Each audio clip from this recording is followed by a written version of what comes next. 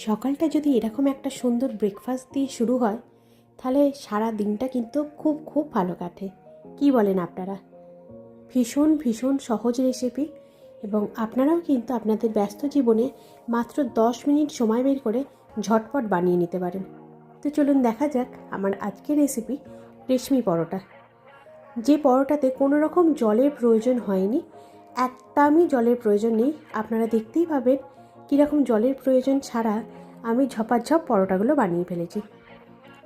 মোটামুটি আমি 3টে বড় বড় আলু নিয়ে নিয়েছিলাম, যেটাকে সেদ্ধ করে রেখেছিলাম। আপনারা আপনাদের সময় সুযোগ মতন সেদ্ধ করে রেখে দেবেন।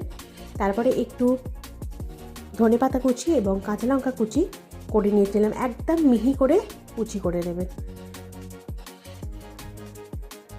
ভালো করে আলুটাকে ম্যাশ করে নিয়েছি, তাতে নুন এবং একটু ভাজা জিরে মশলা গুঁড়ো দিয়ে দিয়েছিলাম এবং তার সাথে ধনেপাতা কুচি ও লঙ্কা কুচি দিয়ে ভালো করে মেখে নিয়েছিলাম।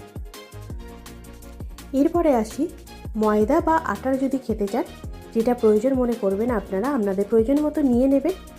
পরিমাণ মতো নিয়ে একটু আলু কিন্তু আলাদা করে সরিয়ে রাখবেন, কারণ মাখতে গিয়ে যদি প্রয়োজন পড়ে তখন সেই আলুটা দিয়ে দেবেন।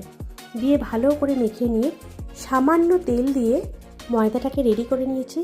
আপনারা দেখতেই পেলেন কতটা অল্প তেলে এটা রেডি করা হয়েছে। ভীষণ অল্প তেলে জাস্ট একটু তেলটাকে ডোতে দিয়ে ঢাকা দিয়ে রেখেছিলাম, মিনিট 15 মতন ঢাকা দিয়ে রেখেছিলাম। তারপরে সেগুলোকে লেচির আকারে নিয়ে বেলে সুন্দর করে যতটা পারবেন পাতলা করে বেলার চেষ্টা করবেন, তবে খুব পাতলাও বেলবেন না যাতে ছিঁড়ে না যায়। সুন্দরভাবে সেঁকে নিয়েছি। আপনারা চাইলে এতে তেলের ব্যবহারও করতে পারেন, আবার ভালো করে সেঁকে নিয়ে সামান্য উপরে বাটার দিয়েও দিতে পারেন। এত ভালো খেতে হয়, যেহেতু আলুটা দেওয়া থাকে এবং মশলাগুলো পড়ে। আপনারা শুধু টক দইয়ের সাথেও খেতে পারেন, আচারের সাথে খেতে পারেন, কিংবা কোনো সবজি বানানো থাকলে সেটা তো অবশ্যই ভালো লাগবে।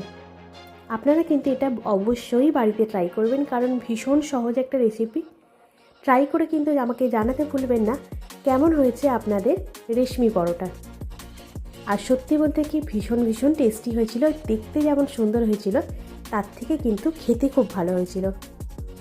সত্যি বলতে কি বাড়িতে গেস্ট এলে এরকম যদি একটা সুন্দর রেশমি পরোটা সবাইকে খাওয়ানো যায়, সবাই কিন্তু বুঝতেই পারবে না পরোটাটা কিভাবে তৈরি হয়েছে।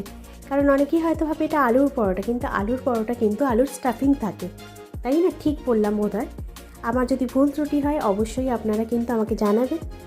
আর আপনারা যদি বাড়িতে বানিয়ে থাকেন নিশ্চয়ই কিন্তু আমাকে কমেন্ট করে জানাতে ভুলবেন না যে কেমন হয়েছে।